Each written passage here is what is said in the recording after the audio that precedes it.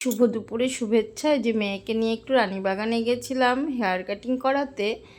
তো এখানে Rupa's beauty parlour খুব যত্ন সহকারেই সব কিছুই করানো হয়।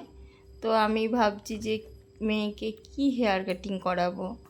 তো রূপা বলল যে গ্র্যাজুয়েশন কাটটা করাও, খুব ভালো লাগবে। তো এখন বাচ্চা আছে, তো এই যে এখন হেয়ার কাটিং চলছে। আর পার্লারটা তোমাদেরকে একটু ঘুরিয়ে দেখাচ্ছি। এই যে মেয়ে হেয়ার কাটিং করছে, মাথায় নানা রকম এটা সেটা দেওয়ার পর ও মনে হচ্ছে যে ঘুমিয়েই পড়েছে, দেখো।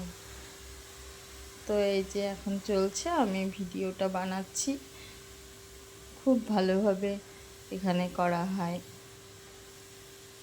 তোমরা একটু দেখতে থাকো। এই যে এখন চলছে, তারপর তোমাদের দেখাবো কেমন কাটিংটা হয়েছে, তোমরা একটু বলবে। এখন সামনে পুজো, এখন তো করতেই হবে। তো সেদিন রবিবার ছিল, তো আমি রবিবার ছাড়া সময় নেই, তাই সেদিন ওকে নিয়ে এসেছিলাম। আজকে ভিডিওটা তোমাদের দেখাচ্ছি। এই যে কেমন হয়েছে হেয়ার কাটিংটা, তোমরা একটু বলবে।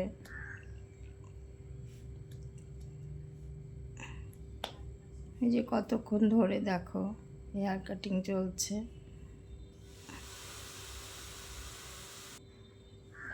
এই যে কমপ্লিট হয়ে গেল, কি সুন্দর দেখো করে দিয়েছে। চুল ছোটও করেনি, আবার ওর মধ্যে কি সুন্দর করে দিয়েছে।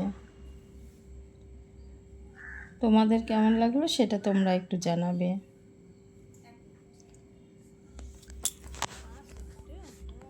মেয়ে তো খুব খুশি, দেখছো না, ওর হাসি দেখেই বুঝতে পারছো তোমরা।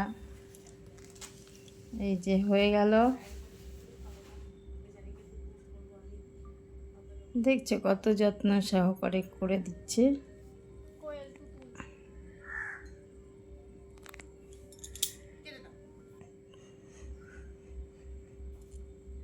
এই দেখো, তারপর আমিও একটু করে নিলাম। আমি কিছু তেমন করিনি, একটু প্লেন একটু করে নিলাম রাউন্ডের মতন, আর কিছু করিনি। কারণ এমনিতেই হেয়ার ফল হয়ে চুলগুলো সব নষ্ট হয়ে গেছে, এই জন্য কিছু করতে ইচ্ছে করছিল না। তো এই দেখো আমাদের রূপা। এই যে আমি এখন পার্লার থেকে চলে আসলাম বাড়িতে।